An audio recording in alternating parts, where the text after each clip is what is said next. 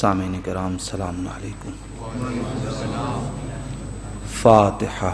بسم اللہ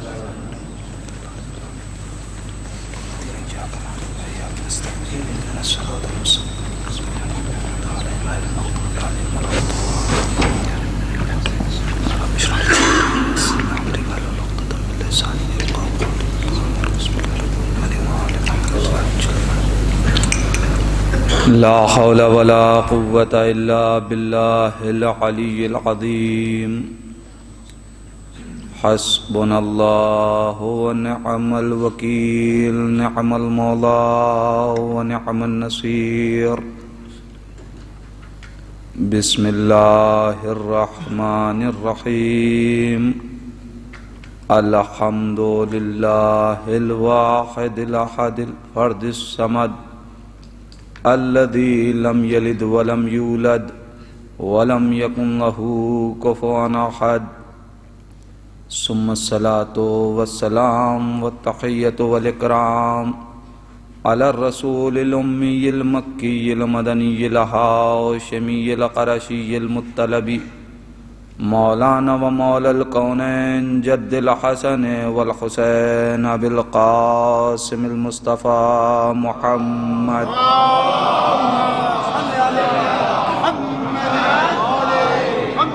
ولعنة الله على أعدائهم أجمعين من الآن إلى قيام يوم الدين وبعد يوم الدين. اللهم لعن قاتلي فاطمة الزهراء السلام الله عليها.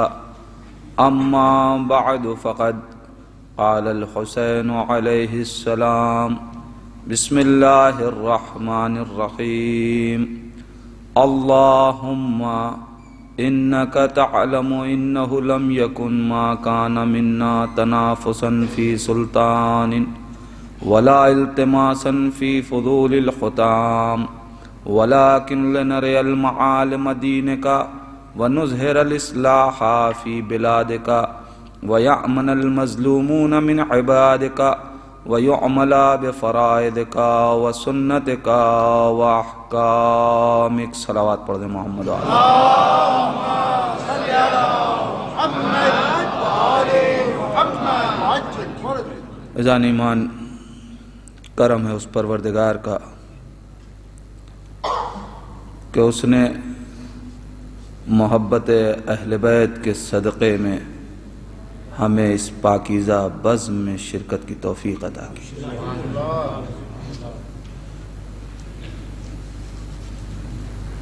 میں اکثر و بیشتر یہ بات کہا کرتا ہوں کہ کوئی کبھی یہ نہ سوچے گا کہ وہ اس فرش عزا تک آیا. نہیں، جو بھی اس فرش عزا پہ آ رہا ہے اسے منتخب کر کے بلایا گیا. یہ وہ عظیم جگہ ہے کہ جہاں انسان اس وقت تک نہیں پہنچ سکتا جب تک توفیق پروردگار شامل حال نہ ہو جائے. یہ فرش عزا وہ بابرکت مقام ہے کہ جس کے صدقے میں آنے والے کو بھی شرف ملتا ہے. جس جگہ ہو وہاں بھی برکتیں نازل ہوتی ہیں، اس لیے کہ ملائکہ ذکر اہل بیت جہاں ہو وہاں پہنچتے ہیں، اور جہاں ملائکہ رحمت پہنچے وہاں رحمتوں کا نزول ہوتا ہے. اب آپ سوچیں کہ کتنی عظیم جگہ ہے یہ.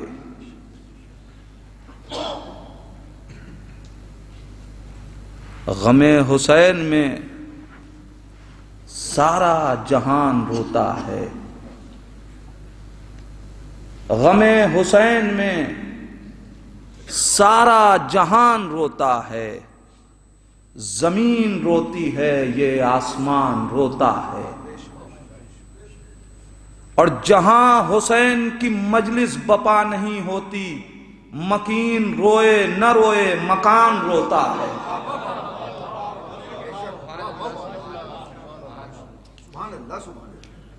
ہم نے ان مجلسوں کی عظمتوں کو اگر درک کر لیا تو پھر ان مجلسوں کے ہدف سے قریب ہو جائیں گے.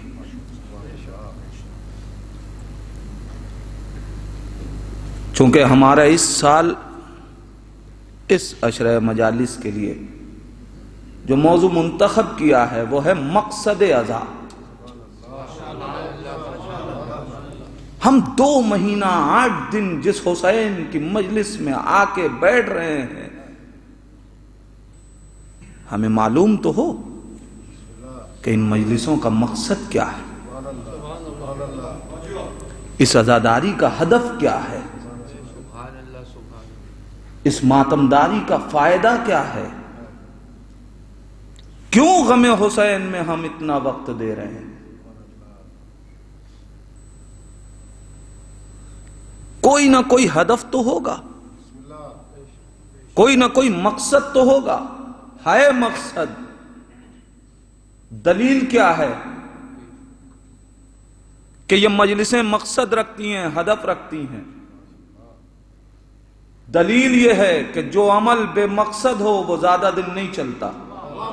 ارے میں کیا کہہ رہا ہوں عزیزان ایمان، جو کام بغیر مقصد کے کیا جائے اس میں دوام نہیں پایا جاتا. سن 61 کے بعد سے لے کے آج تک عزاداری کا وجود بتا رہا ہے کہ یہ سفر با مقصد ہے.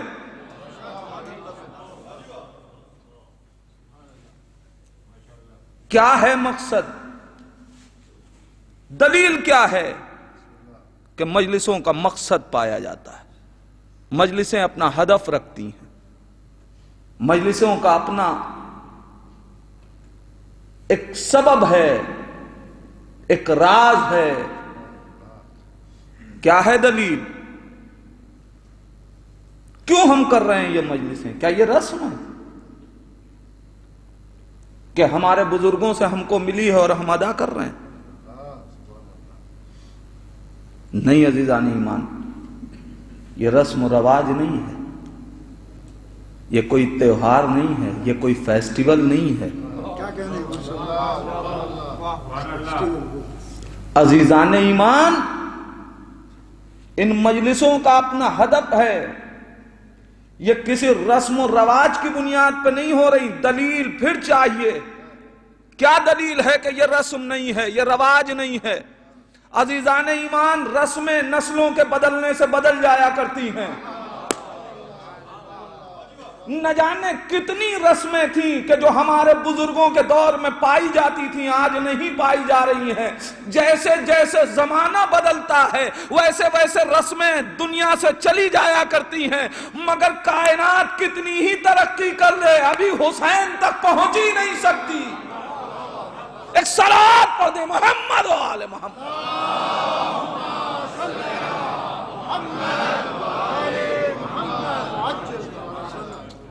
اگر رسمیں ہوتی تو انداز بدل جاتا، اگر رواج ہوتے تو کیفیت بدل جاتی.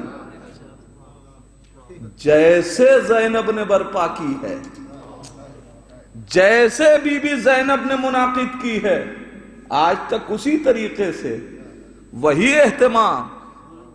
اس کا مطلب یہ ہے کہ یہ سفر با مقصد ہے. لیکن ہے کیا مقصد؟ اور پھر یاد رکھیے گا، اگر سفر با مقصد ہو تو پھر سفر میں تھکن کا احساس نہیں ہوتا. کتنا طولانی ہی سفر کیوں نہ ہو، اگر مقصد کے تحت سفر جاری ہو تو مسافر تھکتا نہیں ہے، راستے تھک جاتے ہیں. مسافر گھبراتا نہیں ہے. یقین نہ آئے تو پیدل حسین کی زیارت کرنے والوں سے پوچھئے، کوئی اپنی تھکن کا رونا نہیں روتا بھئی یہ کیا وجہ ہے کہ اتنا طولانی سفر پیدل ہو رہا ہے اور ہر سال ہو رہا ہے؟ بتایا یہی جائے گا، مسافر کہے گا یہی کہ تھکن کا احساس اس لیے نہیں ہے کہ ہدف پہ نگاہ ہے۔ جب مقصد میں دلچسپی ہو تو سفر کی دلچسپی برقرار رہتی ہے۔ چھوٹے چھوٹے بچے سفر کر رہے ہیں، معذور لوگ جا رہے ہیں، عورتیں جا رہی ہیں، نہ عمر کی کوئی قید ہے، نہ سال کی کوئی قید ہے، نہ سن کا کوئی قید ہے، جسے دیکھیے رواں دواں ہے۔ حد یہ ہے کہ بیساکھیوں سے چلنے والے بھی۔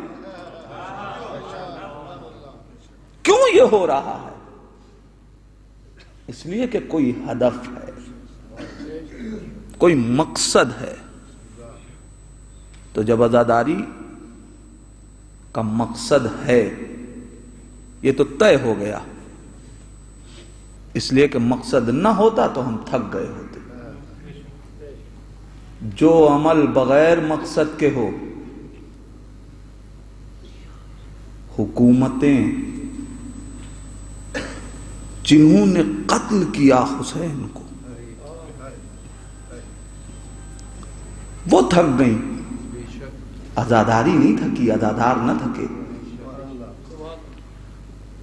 لہذا مقصد ہے کوئی سفر کا، تبھی تو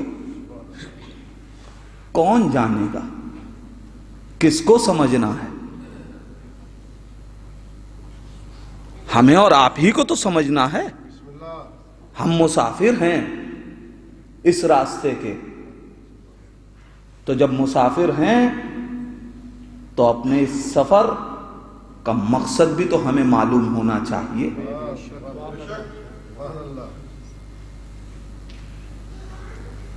انسان گھر میں بیٹھا ہوا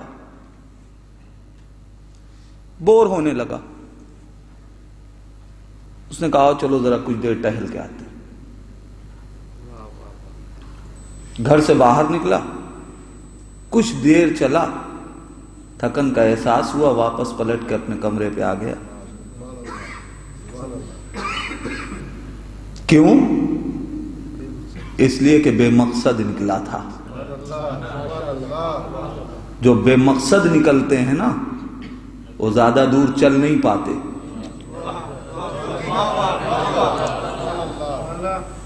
کوئی عمل جو بے مقصد ہو وہ زیادہ دیر ٹکتا نہیں ہے۔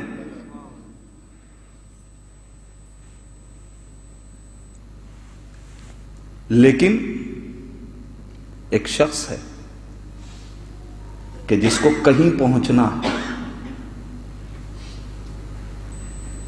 اب جو وہ گھر سے نکلا تو ان دونوں نکلنے والے میں ایک بہت بڑا جو فرق ہے وہ یہ ہے کہ جس کی نگاہ میں سفر کا کوئی مقصد نہیں تھا، اس کے سامنے جو راستہ آیا وہ اسی پہ چل دیا۔ میں کیا کہہ رہا ہوں عزیزان ایمان؟ جس کی نگاہ میں اپنے سفر کا کوئی مقصد نہیں تھا، اس کی نگاہ میں سامنے گھر سے نکلا جو راستہ ملا اس پہ چل دیا۔ لیکن جو مقصد کے تحت سفر کرتا ہے وہ سفر سے پہلے راستے کا انتخاب کرتا ہے۔ عزیزان ایمان، جب عزاداری ایک با مقصد سفر کا نام ہے تو پھر ہم کو سفر سے پہلے چونکہ ہدف معین ہوگا تو راستے کا انتخاب کریں گے۔ وہ کون سا راستہ ہے کہ جو ہمیں مطمئن طور پہ اپنی منزل تک پہنچائے گا؟ وہ کون سا راستہ ہے کہ جہاں کوئی آ کے ہم کو منحرف نہ کر دے؟ جب اہمیت واضح ہوئی تو اب سوچنا پڑے گا نا کہ ہے کیا ہدف؟ تو کون بتائے گا کہ ہدف کیا ہے؟ ہر کسی سے جا کے ہم معلوم کریں کہ ہدف عزاداری کیا ہے؟ تو شعور کہتا ہے نہیں، سب نہیں بتا سکتے۔ کیوں نہیں بتا سکتے؟ کہ اس لیے کہ جس ادارے کا جو فاؤنڈر ہوتا ہے اس کا مقصد بنانے کا حق اسی کو ہے. ہر کسی کو حق نہیں ہے. مثلاً ہم نے کوئی انجمن بنائی ہے تو مقصد ہمیں بتانے کا حق ہے. کوئی دوسرا کیوں بتائے گا کہ کیوں یہ انجمن بنی؟ علیہ السلام. جس نے بنایا وہ بتائے. لیکن اتنا طے ہے کہ اگر کوئی انجمن بن گئی اور ہم اس کے ممبر ہو گئے تو ہمیں معلوم ہونا چاہیے کہ اس انجمن کا ہدف کیا ہے. اس لیے کہ اگر کسی انجمن کے ہم ممبر بن گئے، کسی ادارے سے ہم وابستہ ہوئے اور ہم سے پوچھا گیا کہ یہ بتائیے آپ جس ادارے سے وابستہ ہیں اس کا مقصد کیا ہے، اور ہم نے کہا کہ ہمیں نہیں معلوم، تو دنیا کیا کہے گی؟ کتنے بے شعور ہو کہ جس ادارے سے وابستہ ہو اس کا مقصد ہی نہیں جانتے. اب اگر ہم نے اپنے کو باشعور ہونے کے لیے مقصد معلوم نہ تھا، اپنی طرف سے مقصد بیان کرنا شروع کر دیا کہ اس انجمن کا مقصد یہ ہے، اس ادارے کا مقصد یہ ہے، اس کمیٹی کا مقصد یہ ہے، تو نتیجہ کیا ہوگا؟ جو اس ادارے کا بنانے والا ہے، جو فاؤنڈر ہے، اگر اس کو اطلاع ملی کہ اپنے سے مقصد بیان کر رہا ہے، جو مقصد ہے وہ نہیں بتا رہا ہے، تو کیا ہوگا؟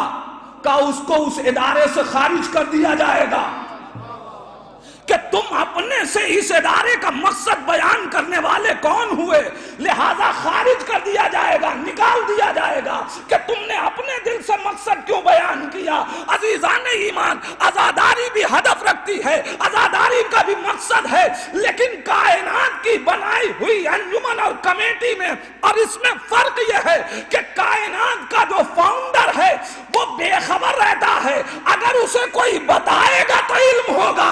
اس کا بنانے والا بھی عالم ہے، وارث بھی عالم ہے. تو اب اگر ہم نے اپنی طریقے سے، اپنی طبیعت سے عزاداری کا ہدف بیان کیا تو کہیں ایسا نہ ہو کہ وارث عزا ہمارا ہاتھ پکڑ کے باہر نکال دے.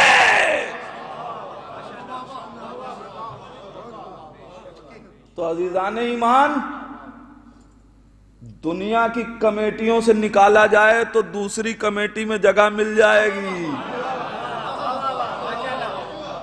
لیکن اگر اہل بیت نے خارج کر دیا تو پھر جگہ نہیں ملتی، پھر ایک ہی ٹھکانہ ہے.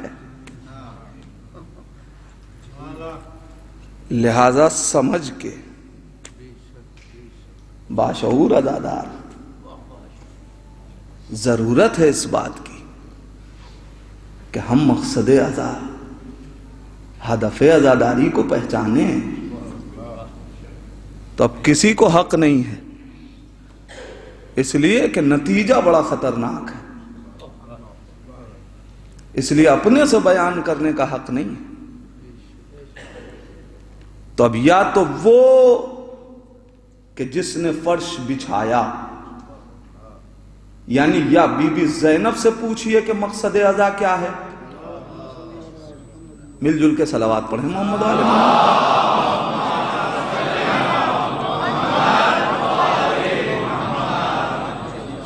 یا تو بی بی زینب سے معلوم کیجئے یا مولا امام سجاد سے معلوم کیجئے. اللہم صلی علی محمد وعلی.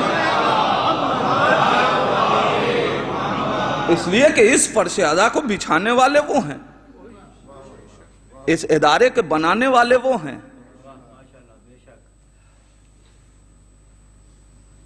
اب وہ نہ ہوئے تو کس سے پوچھا جائے؟ بی بی زینب آواز دیں گی، ہم نے اپنی میراث کو لاوارث نہیں چھوڑا. ہر دور کا امام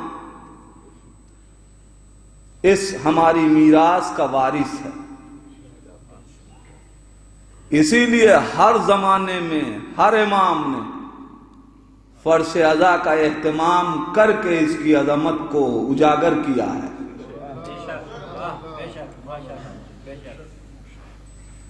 تو جو افراد ائمہ کی حیات میں ہیں وہ ائمہ سے معلوم کر لیں،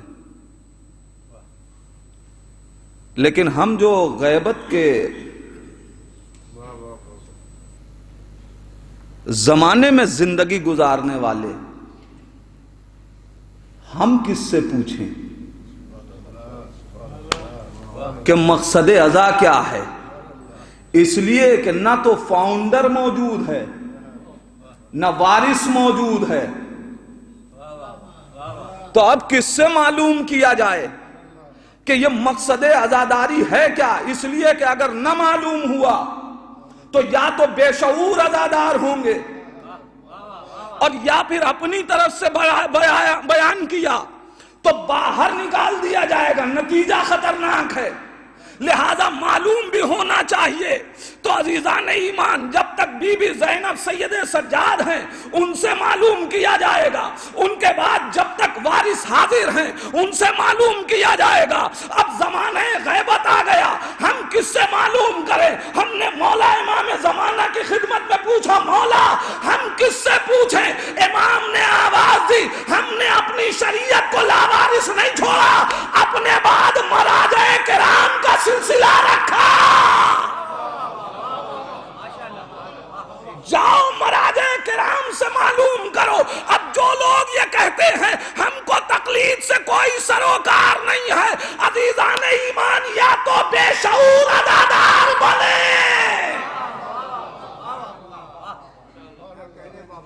بے شعوری کی عزاداری کریں، اس لیے کہ غیبت کے زمانے میں کون بتائے گا، اور یا پھر تقلید کے دروازے پہ آ جائیں تاکہ مقصد ازا معلوم ہو سکے۔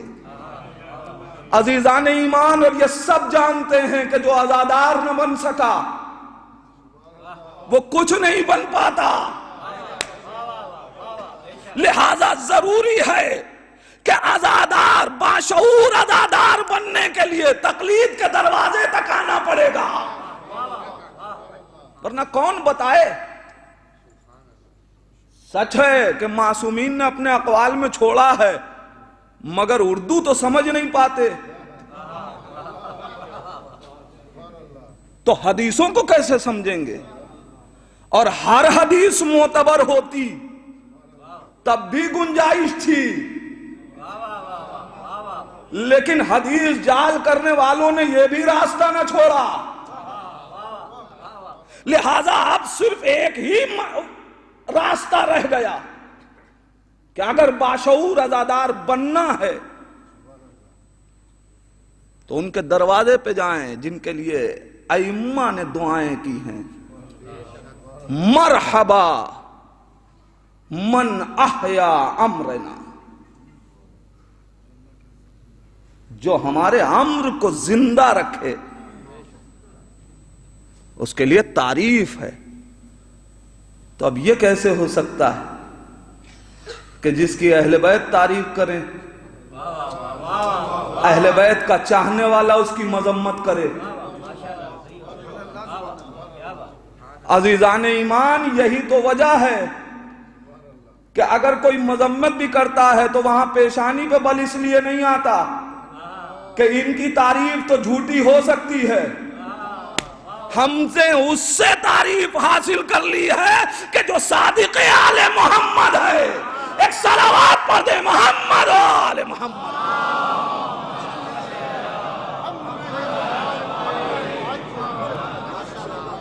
ہمیں باشعور عزادار بننا، شعور کے ساتھ عزاداری کرنی،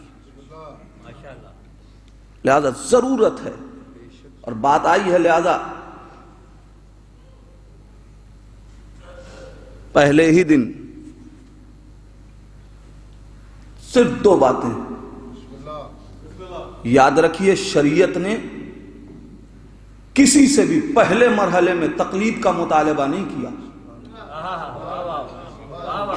اس لیے کہ خدا کسی کو منجمد بنانا ہی نہیں چاہتا، خدا تو چاہتا ہے کہ تمہارے ذہن میں تحرک ہو، تم تحقیق کرو، تم جس شریعت سے وابستہ ہو وہاں تحقیق رکھی گئی ہے۔ لہذا پہلے مرحلے میں جائیے کسی بھی مراجع کرام کی توضیح اٹھا کے دیکھ لیجیے، کہیں پہلے مرحلے میں کسی سے تقلید کا مطالبہ نہیں ہے۔ پہلے مرحلے میں خود مجتہد بنو، اور یہ طے ہے کہ خدا ظالم نہیں ہے، لہذا صلاحیتیں سب کے پاس رکھی ہیں۔ اب کوئی اپنی صلاحیت کو اجاگر کر پاتا ہے، کوئی نہیں کر پاتا۔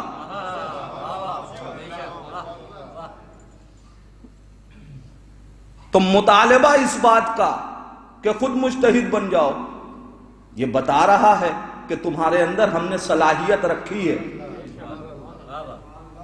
صلاحیتوں میں کمی نہیں ہے، لیکن ہاں ماحول ایسا نہ ملا، وسائل وہ نہ ملے کہ تم درجہ اجتہاد پہ فائز ہو سکتے، تو اب خدا رحیم بھی تو ہے، وہ کہہ دیتا ہم نے تو صلاحیت رکھی، تم نے کیوں نہ اس طریقے کا کام کیا، تو اب تم نے نہیں اپنی صلاحیتوں کو اجاگر کیا تو ہم کچھ نہیں جانتے، ہم تم سے اعمال قبول نہیں کریں گے۔ مگر وہ کریم بھی ہے، لہذا اگر تم صلاحیتوں کو اجاگر نہ کر سکے تو اب تمہارے اعمال کو صحیح کون کرے گا؟ تم تو ہماری دلیلیں، ہمارے اقوال سمجھ نہیں سکتے،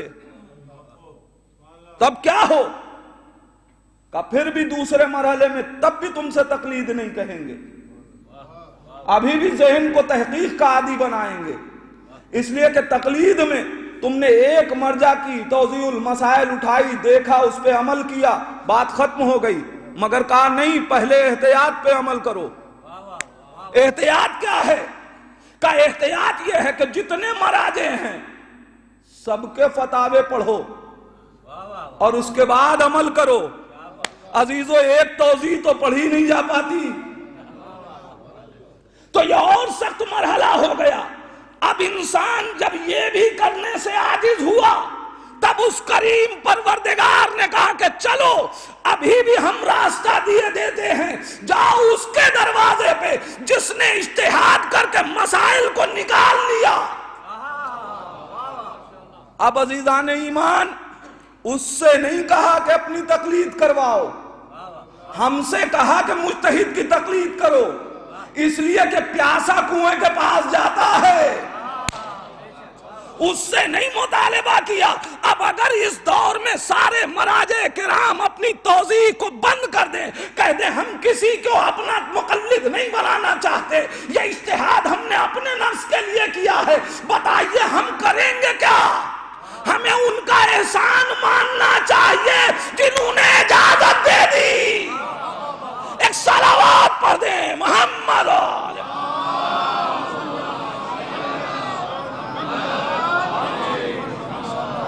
بہت اہم مرحلہ ہے عزیزان ایمان، ہمارے لیے روشن ہونا چاہیے تقلید ہے کیا۔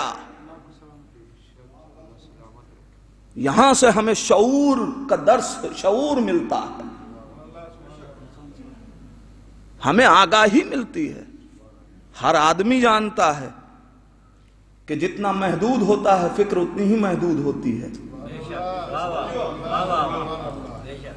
اب سوچئے کہ جس کا ذہن ہمیشہ احادیث اور قرآن کی دریا میں غوطہ زن ہو رہا ہو، اس کا شعور کتنا بلند ہوگا۔ لہذا ضرورت ہے اس بات کی۔ آج کائنات ہم کو دور کرنا چاہتی ہے، اور یہ مجلس یہ ہمیں شعور عطا کرتی ہے۔ ہم کس لیے کر رہے ہیں یہ سب کچھ، ہدف معلوم ہونا چاہیے۔ اگر عزاداری بغیر ہدف کو سمجھے کہ ثواب ملے گا،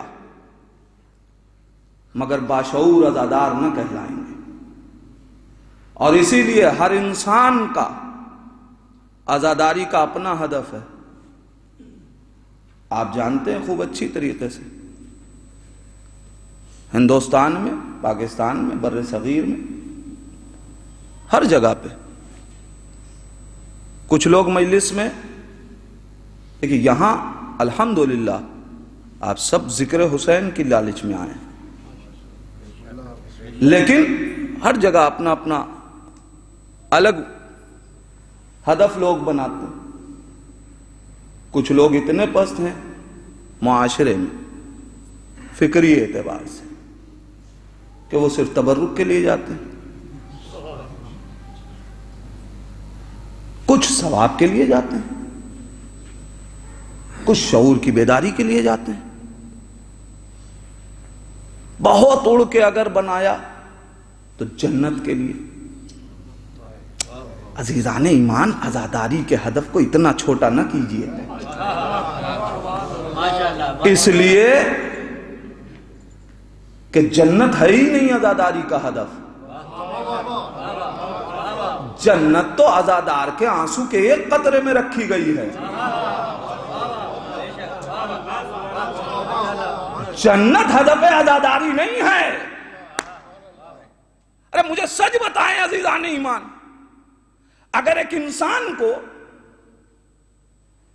یہاں سے گیٹ تک جانا ہے تو ہدف وہ گیٹ ہے، تو راستے میں یہ گیٹ پڑے گا یا نہیں پڑے گا؟ پڑے گا۔ بغیر اس گیٹ کے ہم وہاں تک پہنچ ہی نہیں سکتے۔ ارے ہدف عزاداری جب سردار جوانان جنت ہے تو جنت تو راستے میں پڑے گی۔ میں کیا کہہ رہا ہوں عزیزان ایمان؟ جنت راستے میں ہے، عزادار کے ہدف میں نہیں ہے۔ لہذا ہدف حسین کو بناؤ، جنت خود بخود مل جائے گی۔ ایک صلوات پڑھ دیں محمد آل محمد۔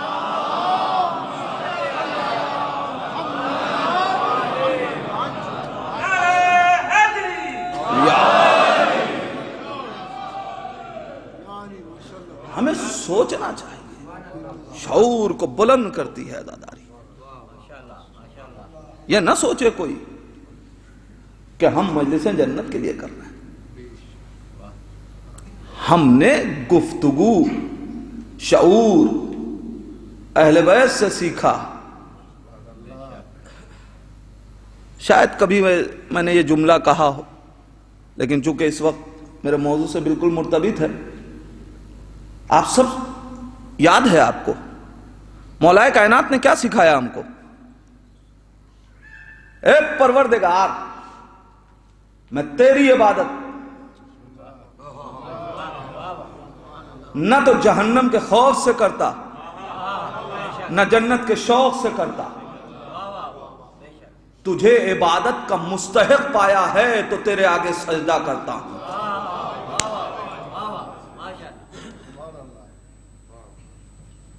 تو مولا کائنات کا یہ فقرہ جب میں نے پڑھا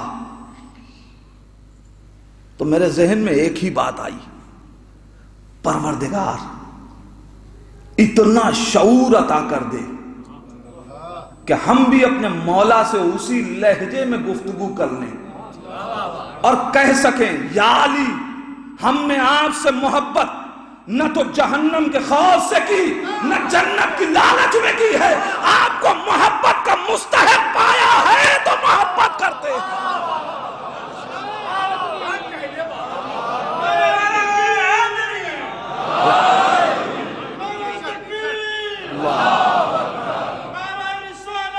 یا رسول اللہ، یا رسول اللہ،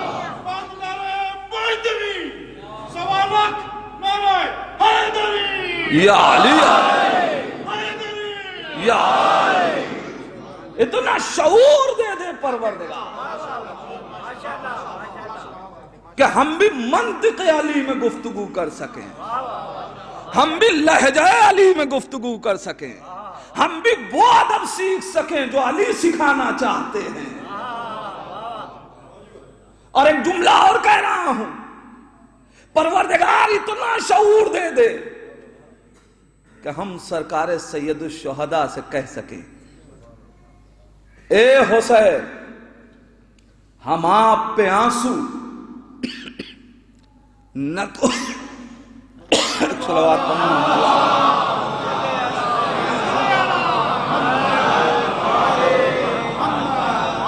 اے سرکار سید الشہداء، ہم آپ پہ آنسو نہ تو جہنم کے خوف سے بہاتے نہ جنت کے شوق میں بہاتے، آپ کو رونے کا مستحق پایا ہے تو گریا کرتے، مگر یہ ہوگا اس وقت جب ہمارا شعور بلند ہو سکے، ہمیں باشعور عزادار بننا ہے، مقصد عزا کو سمجھ کے عزاداری کرنی۔ عجیب جملہ ہے مولا کائنات کا، اے پروردگار، نہ تو ہم جنت کے شوق میں نہ جہنم کی لالچ میں، تجھے معیار سجدہ پایا، تجھ میں معیار سجدہ پایا، تجھے سجدے کا مستحق پایا ہے تو سجدہ کرتے ہیں۔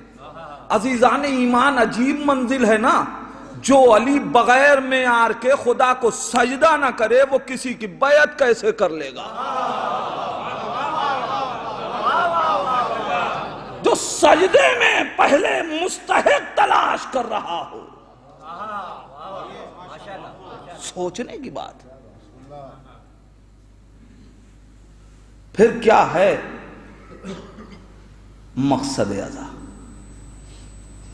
اہل بیت، ان سے معلوم کیجئے، پوچھئے بی بی زینب سے کیوں گریا کر رہی ہیں، کیا سبب ہے رونے کا؟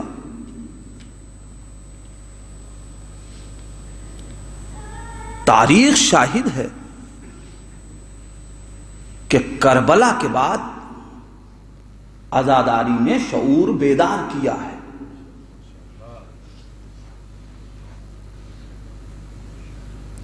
کسی ہدف تک انسان کو پہنچایا ہے، جہاں انسان آزاد ہو کے غلامی کی زندگی گزار رہا تھا، وہاں بی بی زینب نے غلاموں کو حریت عطا کی ہے۔ سید سجاد نے ذہنیت کو بیدار کیا ہے۔ تاریخ آپ کی نگاہوں کے سامنے ہے۔ ہم کو یہ سوچنا پڑے گا کہ جب ایک انسان چھوٹے سے چھوٹا عمل بغیر مقصد کے نہیں کرتا تو پھر یہ عمل کہ جو ہم 2 مہینہ 8 دن مسلسل کر رہے ہیں، یہ بغیر مقصد کے کیسے ہو جائے گا؟ عزیزو، کیسے پہچانا جائے؟ چونکہ عزاداری کیا ہے اسے دیکھنا پڑے گا۔ جب ہم عزاداری کو سمجھیں گے، خود عزاداری سمجھ میں آئے، تب مقصد عزاداری سمجھ میں آئے گا۔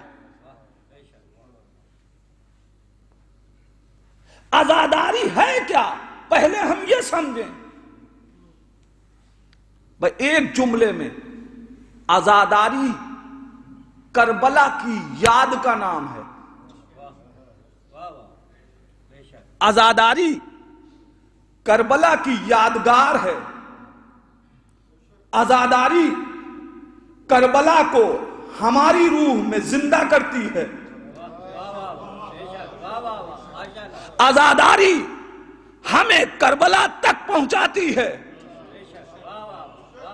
عزاداری وہ سفر ہے کہ جس سے انسان شعور کی اس بلندی پہ پہنچتا ہے کہ جہاں شہادت کے لیے لوگ ایک دوسرے پہ سبقت لے جا رہے تھے۔ ہم پہلے عزاداری کو سمجھیں، جب عزاداری سمجھ میں آئے گی تب ہم کو مقصد عزاداری سمجھ میں آئے گا، ہدف عزاداری سمجھیں گے۔ ہم ابھی عزاداری کو نہیں سمجھ پاتے۔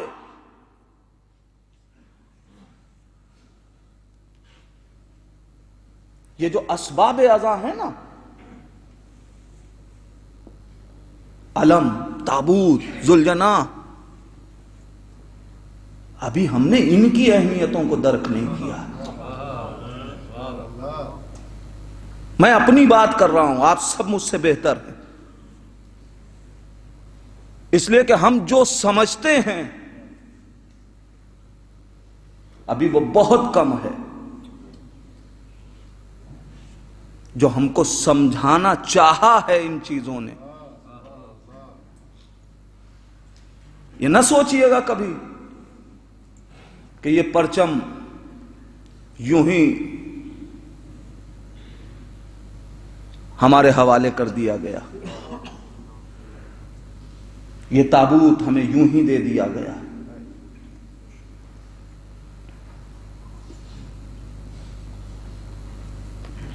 جو پرچم ہم اپنے ہاتھ سے بنا رہے ہیں، کبھی سوچئے اس پرچم میں اتنی ابوہت کہاں سے آ جاتی ہے، اتنا روب کہاں سے آ جاتا ہے.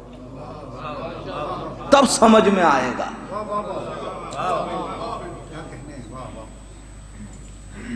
کیا ہمیں نہیں معلوم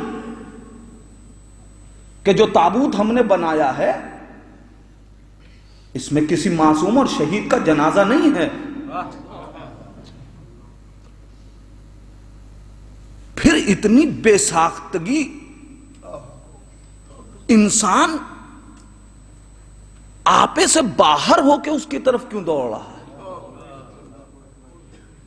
یہ ذریعہ حسین تو نہیں ہے نا.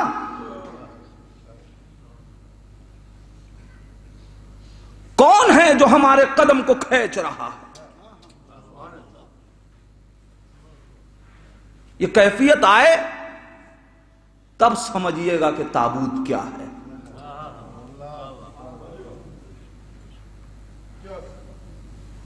ہر روز یوں تو سڑکوں پر سے گھوڑے دوڑا کرتے ہیں. آپ کی آنکھوں میں آنسو کب آئے؟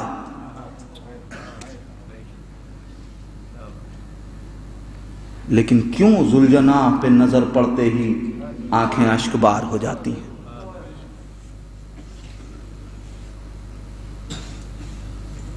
ہمیں غور کرنا ہے عزیزان، اس منزل تک پہنچنا ہے. یہ اسباب عذاب، یہ وسائل ہیں کہ جو ہمارے ذہن میں کچھ اتارتے ہیں.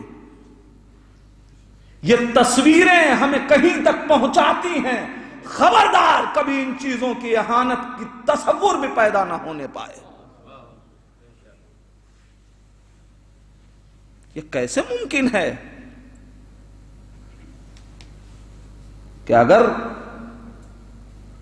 بقرعید کے دن ہم جس جانور کو خدا کی راہ میں قربان کرنے کے لیے لے کے آئے ہیں اس کے گلے میں ایک رسی باندھ دیں تو خدا اس کے احترام کا حکم دے. اور جو ذوالجناح اتنا ایثار، کیا یہ وہی جانور ہے کہ جس نے نبی کی جان بچائی تھی؟ لفظ کچھ بھی رکھ لیجئے، یہ بھی تو اسی کی شبیہ اور یادگار ہے. تو اگر نبی کی جان بچانے والے کی، نبی کی نصرت کرنے والے کی شبیہ کا احترام ہو تو جو نواسہ رسول کی حرمت کو بچا رہا ہو،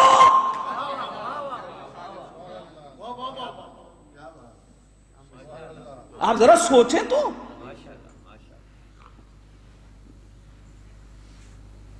ہم ابھی اس منزل تک نہیں پہنچ سکے. یہ شبیہ ہے، یہ یادگار ہے. بس اب وقت نہیں ہے عزیزان ایمان، انشاءاللہ گفتگو کل آگے بڑھاؤں گا. کیوں عزیزان ایمان، کیوں گریا کرتے ہیں؟ خدا غریق رحمت کرے علامہ کرار حسین صاحب قبلہ کو، رئیس الواعظین، بڑا عظیم خطیب دنیا سے گزرا ہے یہ، جس نے معارف اہل بیت کو کائنات تک پہنچایا ہے. ایک عجیب جملہ کہا تھا انہوں نے جو آج بھی ہمارے ذہن میں بیٹھ گیا اور نقش ہو گیا. وہ کہتے ہیں کائنات کا کوئی بھی جانور دیکھتے ہیں ہم تو ہم کو اگر کسی بھی جانور پہ مرکب نہ ہو، گھوڑے پہ زین نہ ہو تو ہمیں گریہ نہیں آتا. لیکن جب کسی اونٹ کو بے کجاوا دیکھتے ہیں تو ہماری آنکھوں میں آنسو آ جاتے ہیں. کیوں؟ اس لیے کہ یہ اونٹ کسی بے اماری کا ماتم یاد دلاتے ہیں.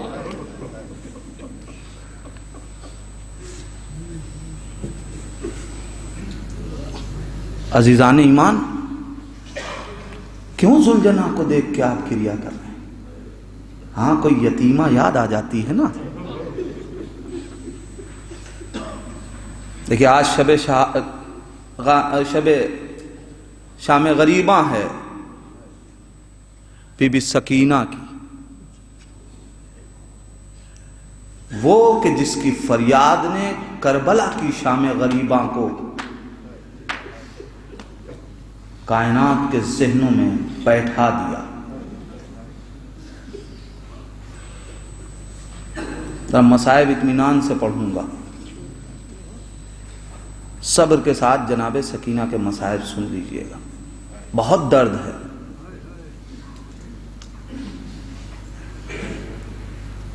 ایک جملہ کہوں آپ کی آمادگی کے لیے، ذرا احساس کیجئے گا. آج پہلی رات ہے کہ جب رباب کے پاس سکینہ بھی نہیں.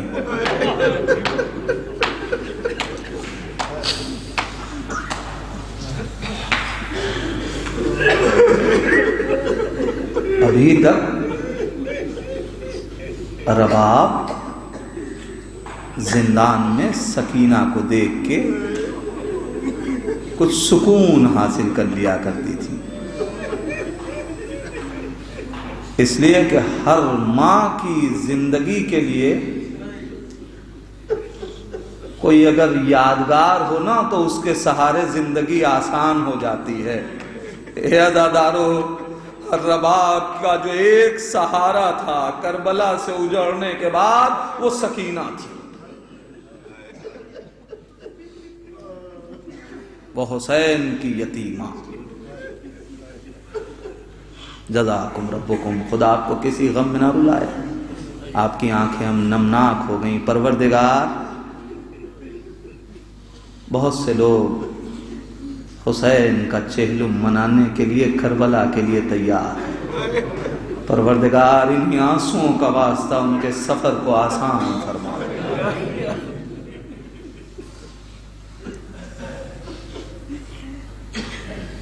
آپ سب ماشاءاللہ بزرگ ہیں، ان میں بہت سے صاحب اولاد ہیں. سفر پہ جاتے ہیں نا، عزادارو سچ بتائیے گا، بیٹے سے رخصت ہوتے وقت باپ کو زیادہ مشکل ہوتی ہے یا بیٹی سے؟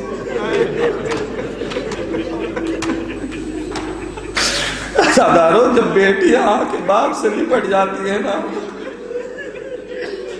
تو باپ کے لیے بڑا سخت ہوتا ہے.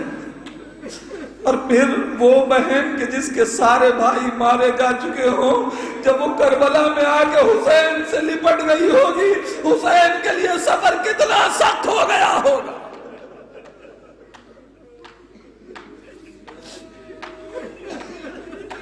جزاک اللہ، جزاک اللہ. زیادہ میں تھوڑی دیر رخصتی اور پھر ایک منظر.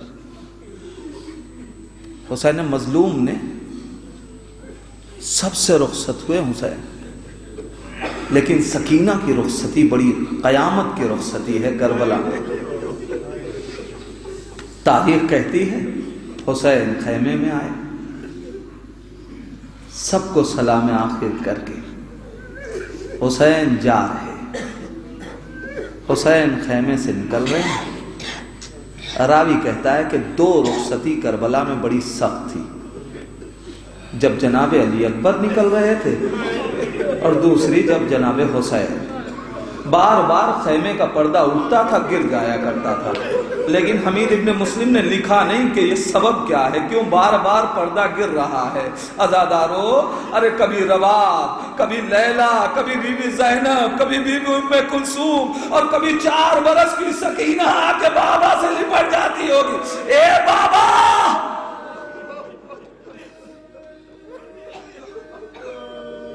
مقتل کہتا ہے کہ حسین سب سے رخصت ہو کے خیمے کے باہر آئے. آ کے حسین نے کبھی دائیں جانب دیکھا کبھی بائیں جانب دیکھا. زینب سمجھ گئی حسین کسے تلاش کر رہے ہیں. زینب خیمے کے اندر خیمے سے باہر آئیں. آواز دی بھیا علی اکبر نہیں زینب موجود ہے, عباس نہیں زینب موجود ہے. اے میرے ماجا ہے یہ بہن تم کو خود سوار کرے گی. زینب نے سوار کر دیا. حسین نے مظلوم نکلنا چاہتے ہیں, گھوڑے کو ایڑ لگائی, گھوڑا آگے نہیں بڑھتا. بس عزیزو بڑے قیامت کے جملے مقتل کے ہیں یہاں پہ. اب جو حسین نے گھوڑے کو دیکھا, اے اسپِ باوفا میں جانتا ہوں کہ تو بھی 3 دن کا بھوکا پیاسا ہے, مگر اے اسپِ باوفا یہ تیری آخری سواری ہے, اب اس کے بعد حسین سوار نہ ہوگا, مجھے وعدہ گاہ تک پہنچا دے, اس کے بعد حسین زحمت نہ دے گا. ارے ذوالجنان نے ایک مرتبہ اپنی گردن اٹھائی, اپنے سمو کی طرف دیکھا, بے زبانی سے آواز دی آقا میری کیا جرات, لیکن آپ ذرا میرے سمو کی طرف دیکھئے. ارے 4 برس کی بچی سمو سے لپٹی ہوئی, اے میرے بابا کے گھوڑے صبح سے جو گیا ہے وہ واپس نہیں آیا. میرے بابا کو نہ لے جا. حسین گھوڑے سے اترے. سکینہ تم نے تو ہمیں رخصت کر دیا تھا. اے سکینہ اب کیوں رو رہی ہو؟ بیٹی خیمے میں جاؤ. بابا اتنا بتا دو کہ جب تم نہ رہو گے تو میں کس کے سینے پہ سوؤں گی؟ شاید حسین نے آواز دی, بیٹا آج سے دستور بدل جائے گا, اب رباب کے سینے پہ تم سوگی, علی اصغر میرے ساتھ رہے گا.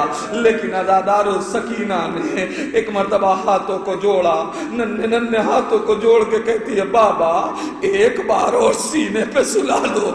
عزادارو مقتل کہتا ہے کہ ایک مرتبہ حسین جلتی ہوئی ریت پہ لیٹ گئے, سکینہ کو اپنے سینے سے لگایا. جزاک اللہ عزادارو جزاک اللہ.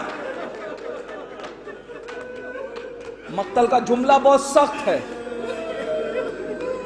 سکینہ کو اپنے سینے سے لگایا. حسین نے دستے دعا بلند کر دیے, پروردگار سکینہ سے میری رخصت بڑی شاق ہے, اے پروردگار میری بیٹی پہ نیند غالب کر دے. عزادارو حسین نے دعا کی, سکینہ سو گئی. حسین نے زینب کے حوالے سکینہ کو کیا.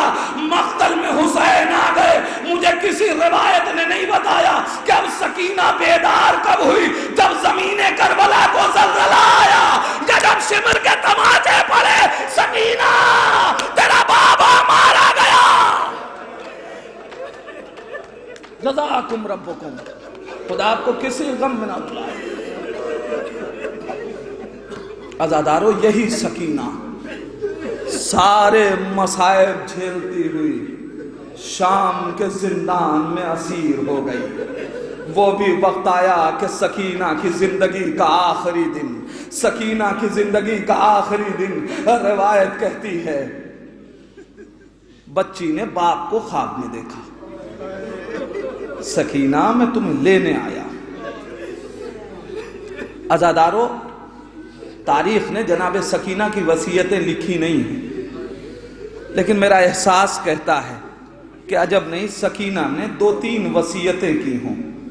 پہلی وصیت تو یہ کی ہو, پھوپھی اماں اب محسوس یہ ہوتا ہے کہ میں اسی زندان میں مر جاؤں گی. اے پھوپھی اماں جب میری قبر یہاں بنے نا اور رہائی کے بعد چادر ملے تو میری قبر پہ لا کے رکھ دینا پھوپھی اماں. اے پھوپھی اماں جب رہائی کے بعد چچا عباس کا پرچم ملے, چچا عباس کا پرچم میری سرہانے گاڑ دینا. اے پھوپھی اماں کیوں؟ اس لیے کہ پھوپھی اماں تم چلی جاؤ گی, میں زندان میں اکیلی رہوں گی, یہ پرچم رہے گا, مجھے محسوس ہوگا میرا چچا میرے ساتھ ہے. بازادارو آخری جملے ہیں. عجب نہیں سکینہ نے ایک اور وصیت کی ہو. پھوپھی اماں نہیں, جب جانے لگنا تو ہمارا نشان قبر مٹا دینا. اے بیٹی کیوں گھبرا گئی, یہ کیوں کہہ رہی ہو؟ جملہ سن لو عزادارو، پرسا دے لو بی بی رباب کو۔ سکینہ نے عجب نہیں کہا، پھوپھی اماں جب رہائی کے بعد وطن جانے لگنا نا، نشان قبر مٹا دینا۔ اے پھوپھی اماں کیوں؟ کہا اے پھوپھی اماں اس لیے کہ کربلا میں علی اصغر کی قبر بابا نے بنائی تھی، وہ منظر میری نگاہوں میں ہے۔ اے پھوپھی اماں ارے یہ ظالم کہیں میری قبر بھی کھود کے میرا جنازہ نہ نکالے، یہ بے حرمتی۔ اے پھوپھی اماں میری قبر کا نشان مٹا دینا۔ انا للہ وانا الیہ راجعون، رضا بقضائہ و تسلیما لامرہ۔ بارلا تجھے واسطہ ہے محمد و آل محمد کا ان آوازوں پہ اپنی رحمت نازل فرما۔ پروردگار تجھے واسطہ ہے محمد و آل محمد کا، جملہ اموات مومنین و مومنات کی مغفرت فرما۔ پروردگار جن کی شب اول قبر ہے، پروردگار انہی مجلسوں کے صدقے واسطہ ہے انہی مجلسوں کا کہ ان کے لیے پہلی قبر کی منزلوں کو آسان کر۔ پروردگار تجھے واسطہ ہے محمد و آل محمد کا، جہاں جہاں بھی اہل بیت کے چاہنے والے ہیں ان کی جان مال عزت آبرو کی حفاظت فرما۔